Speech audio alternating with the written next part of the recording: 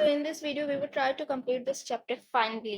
I hope ये chapter आज complete हो जाए। आपसे ज़्यादा मुझे खुशी होगी कि फाइनली ये चैप्टर खत्म हुआ। तो शुरुआत करेंगे जो टॉपिक्स हमारे बच गए थे टेरेस्ट्रियल हैबिटेट में, ग्रासलैंड्स एंड फॉरेस्ट दोनों को साथ में कंप्लीट करने की कोशिश करेंगे बिकॉज दोनों में सेम काइंड के एनिमल्स मिलते हैं। ग्रासलैंड और फॉरेस्ट में वहाँ के वेजिटेशन का मेन डिफरेंस होता है। ग्रासलैंड में आपको जंगली घासें मिलेंगी, बड़ी-बड़ी घासें, वो छोटी-मोटी घासें नहीं होती हैं। ग्रासलैंड में बहुत बड़ी-बड़ी घासें होती हैं। और वहीं जो फॉरेस्ट होते हैं वहाँ पे बहुत ही घने-घने आपको पेड़ मिलेंगे। बाकी एनिमल्स दोनों जगह के सेम होते हैं। यहाँ पे एनिमल्स 2 कैटेगरीज़ में होते हैं, एक होते हैं प्रेडेटर्स और दूसरे होते हैं प्रे। इन्हीं 2 कैटेगरीज़ में बस एनिमल्स को डिवाइड करते रहते हैं। प्रे वो होते हैं जो कि शिकार होते हैं और प्रेडेटर वो होते हैं जो शिकार करते हैं। फॉर एग्ज़ाम्पल जो शेर है वो हमारा प्रेडेटर है और जो शेर है वो किसको खाता है, किस जानवर का शिकार करता है? डियर का। तो डियर हमारा हो गया prey. I hope it's clear. Predator means शिकारी और प्रे मीन्स शिकार।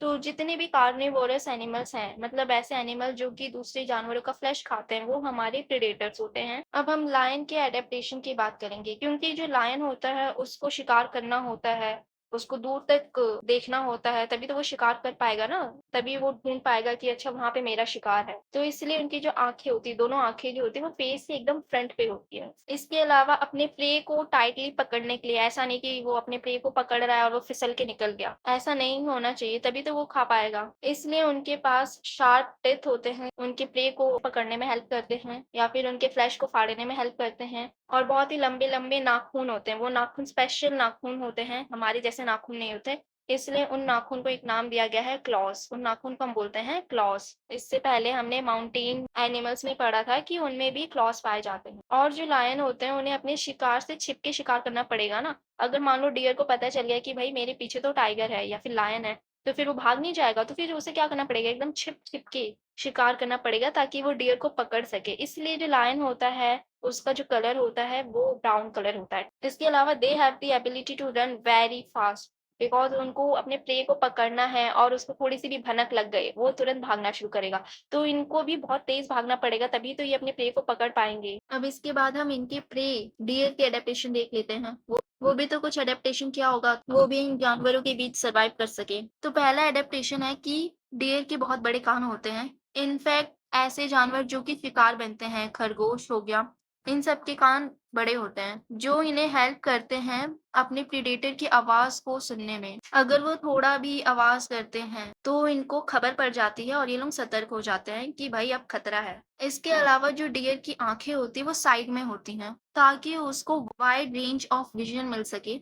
वो एक टाइम पे सिर्फ़ अपने सामने ही नहीं बल्कि अपने दोनों साइड भी देख पाते हैं। और उनके पास लंबे पैर होते हैं, जो उनको तेज़ दौड़ने में मदद करता है ताकि वो अपनी जान बचा सकें। इसके अलावा उनका जो कलर होता है वो ब्राउन होता है, जिससे वो ईज़िली कैमोफ्लेज कर सकते हैं। कैमोफ्लेज का मीनिंग मैंने लास्ट क्लास में बताया था कि जो जानवर हैं वो अपने रंग रूप को अपने एनवायरनमेंट के हिसाब से ढाल लेते हैं, ताकि वो ईज़िली किसी को दिखाई ना दें। अब हम आगे चलते हैं सेकंड हैबिटेट टाइप के, एक्वेटिक हैबिटेट। एक्वा का मतलब होता है वाटर। अर्थ का जो सरफेस है वो या तो जमीन से घिरा हुआ है या फिर तो पानी से, और ये जो पानी है इसके अंदर बहुत सारे ऑर्गेनिज्म जीव पाए जाते हैं, जिनमें से बहुत सारे ऐसे जीव है जिनको तो अभी तक हम एक्सप्लोर भी नहीं कर पाए ढंग से। एक्वेटिक हैबिटेट्स 2 टाइप में डिवाइड होते हैं, एक फ्रेश वाटर हैबिटेट और दूसरा सॉल्ट वाटर हैबिटेट। सबसे पहले हम फ्रेश वाटर हैबिटेट की बात करेंगे। Fresh water lakes, ponds, rivers यहाँ पे पाए जाते हैं। यहाँ पे जो जानवर रहते हैं उनका जो एडेप्टिव फीचर्स होता है वो काफ़ी अलग होता है। यहाँ पर आपको फिश, फ्रॉग्स इज़िली मिल जाएँगे। तो सबसे पहले हम फ्रेश वाटर के एनिमल्स की बात करते हैं, जिसमें हम एग्ज़ाम्पल लेंगे फिश का। कॉमन एनिमल जो कि पानी में पाया जाता है। फ्रेश वाटर में पाए जाने वाले जो फिशेज़ होते हैं, उनके पास एयर ब्लैडर होता है। एयर ब्लैडर को ही हम स्विम ब्लैडर भी कहते हैं और ये बलून लाइक स्ट्रक्चर होता है जो कि फिश को पानी में तैरने में हेल्प करता है, जिसकी वजह से जो फिश है वो डूबती नहीं है और जो फिश है इसके साइज को एडजस्ट कर सकती है, वो इंक्रीज भी कर सकती है, डिक्रीज भी कर सकती है। इसके अलावा जो फिशेज होती है उनकी जो बॉडी होती है वो स्ट्रीम लाइन होती है। स्ट्रीम लाइन से मतलब क्या है, आपने मछली देखा होगा वो कैसे होती है, ऐसी पतली सी होती है, मान लो जैसे हमने कोई पेज फोल्ड कर दिया हो। इसके अलावा उनके पास फिन्स होते हैं जो कि उन्हें तैरने में हेल्प करते हैं। वो अपने फिन्स को लगातार मूव करते रहते हैं ताकि वो एक जगह से दूसरी जगह मूव कर सके। एक क्वेश्चन अक्सर बच्चे पूछते हैं कि क्या जो फिश होती है वो ब्रीथ नहीं करती हैं, सांस नहीं लेती है? यस, वो लेती हैं। पानी के अंदर वो सांस लेती है। जैसे हम ऑक्सीजन ब्रीथ करते हैं, वैसे ही जो फिश हैं वो भी ऑक्सीजन लेती हैं। उन्हें भी ऑक्सीजन की जरूरत होती है, बट वो डिजॉल्व ऑक्सीजन यूज करती हैं ब्रीथ करने के लिए। मतलब उन्हें जितने ऑक्सीजन की जरूरत है, इतना ऑक्सीजन पानी में ऑलरेडी डिजॉल्व होता है, जिसकी वजह से वो सर्वाइव कर पाती है। आपने देखा होगा कि अक्सर जो एक्वेरियम रखते हैं, उन्हें टाइम टू टाइम टैंकर को रीफिल करना पड़ता है, ऑक्सीजन पंप लगाना पड़ता है। क्यों? क्या जरूरत है? उसी पानी को रहने दो ना, चेंज करने की क्या जरूरत है? बिकॉज उसके अंदर का जो डिजॉल्व ऑक्सीजन है, उसको उनकी फिशेज ने ऑलरेडी यूज कर लिया है, और अब टाइम हो गया उस पानी को चेंज करने का, ताकि उससे नए डिजॉल्व ऑक्सीजन मिल सके। अब ये सवाल आ रहा होगा कि फिर मछली बाहर क्यों नहीं सर्वाइव कर पाती? बाहर तो देखो इतना सारा ऑक्सीजन है। इसके पीछे रीजन ये है कि जो उनको डायरेक्ट ऑक्सीजन की आदत नहीं होती। इवन हमें भी प्योर ऑक्सीजन की आदत नहीं। हम जो ऑक्सीजन लेते हैं ना, ये भी मिलावट हो रखा है। अगर आपने एयर का कंपोजिशन पढ़ा होगा या फिर पढ़ोगे, तो आपको पता चलेगा कि जो हमारे आसपास एयर है, उसमें प्योर ऑक्सीजन नहीं मिलता। इसमें 78% नाइट्रोजन होता है और 21% ऑक्सीजन होता है। और हमें भी मिक्स्ड ऑक्सीजन की आदत होती है। अगर हम प्योर ऑक्सीजन लेना शुरू कर दें, तो हमें पॉइजनिंग हो सकती है, और वही ऑक्सीजन जिसकी वजह से हम जिंदा थे, वो हमारे फेफड़े को डैमेज कर देगा। इसलिए जो डॉक्टर भी होते हैं, वो भी जब ऑक्सीजन मास्क लगाते हैं, वो प्योर ऑक्सीजन आपको नहीं देते, वो भी कुछ हद तक डाइल्यूटेड होता है। प्योर ऑक्सीजन सिर्फ उन्हीं केस में दिया जाता है जब बहुत ही ज्यादा क्रिटिकल कंडीशन होता है, या फिर जो पेशेंट है वो हमारा वेंटिलेटर पे होता है। सेम वे जो फिश होती हैं, उन्हें भी इनडायरेक्ट ऑक्सीजन लेने की आदत होती है, डिजॉल्व ऑक्सीजन की आदत होती है। मतलब वो ऑक्सीजन जो कि पानी में घुला हुआ है, उसको लेने की आदत होती है। अगर उसको डायरेक्ट ऑक्सीजन मिलेगा, तो फिर वो भी मर जाएगी। अगर आपने कभी फिश को पकड़ा होगा, तो फिर नोटिस किया होगा कि जो उसकी जो बॉडी होती है, बहुत ही स्लिपरी होती है। You know why?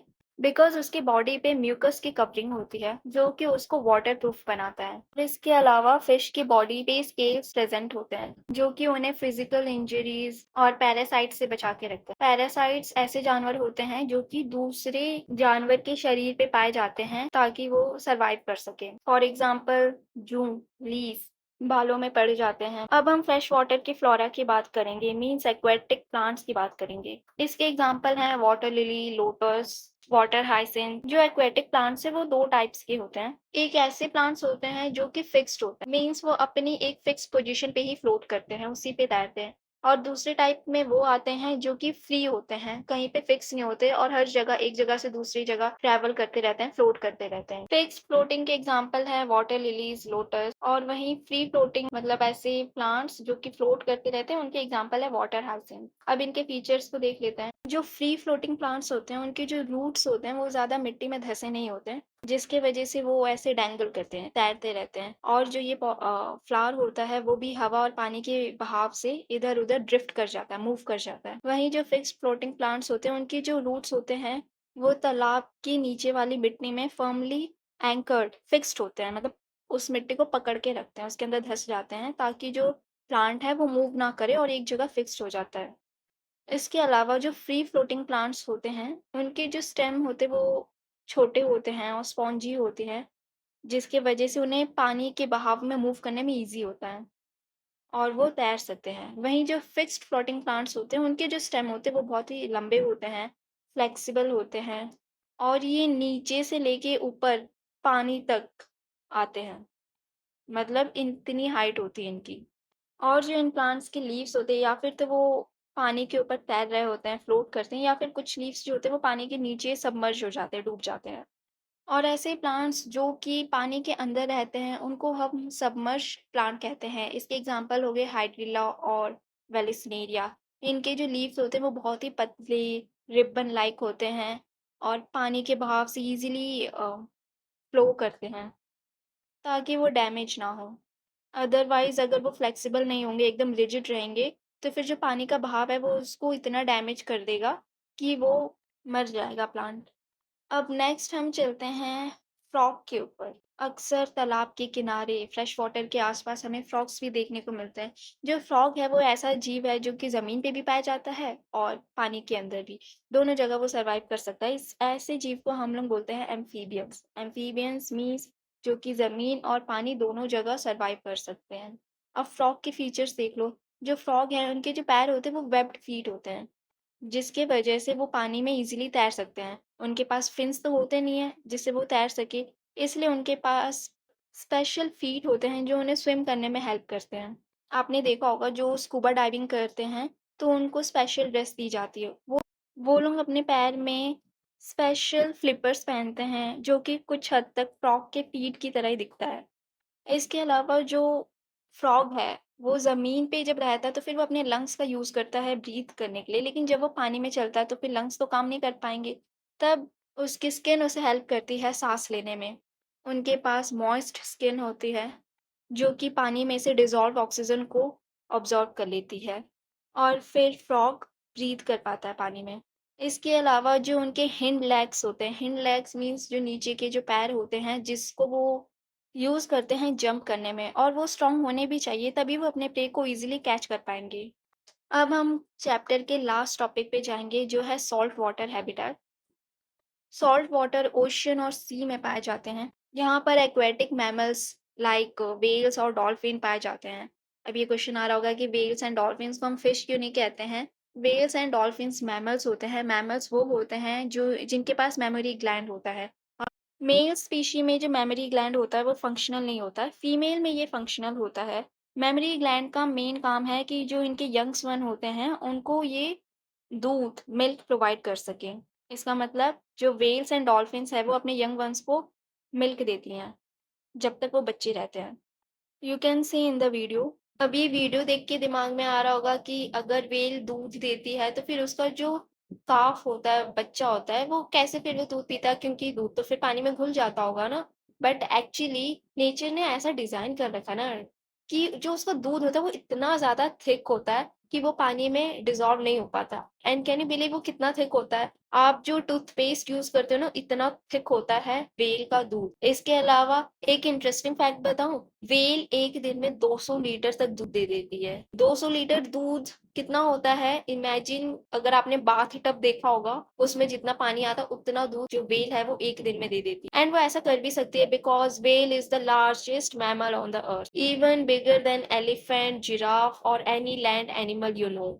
बाकी इनका भी सेम होता है, स्ट्रीमलाइन बॉडी होती है, फिन्स होते हैं बाकी फिश की तरह। इसके अलावा इनमें गिल्स एब्सेंट होते हैं। गिल्स मैंने फिश में बताया नहीं था। गिल्स एक स्पेशल ऑर्गन होता है जो कि डिसॉल्व ऑक्सीजन को लेने में हेल्प करता है और कार्बन डाइऑक्साइड को रिलीज करता है। एग्जैक्ट इन सेम वे जैसे हमारा नोज काम करता है, वही काम गिल्स करता है, बट वो मछलियों में प्रेजेंट होता है। जैसे हम अपनी नाक की मदद से सांस लेते हैं, फिर छोड़ते हैं, ऑक्सीजन लेते हैं, फिर कार्बन डाइऑक्साइड छोड़ते हैं ना, उसी तरीके से जो मछलियाँ होती हैं वो गिल्स की मदद से डिसॉल्व ऑक्सीजन लेती हैं और कार्बन डाइऑक्साइड को रिलीज करती हैं। बट ये चीज़ व्हेल्स और डॉल्फिन्स में एब्सेंट होती हैं।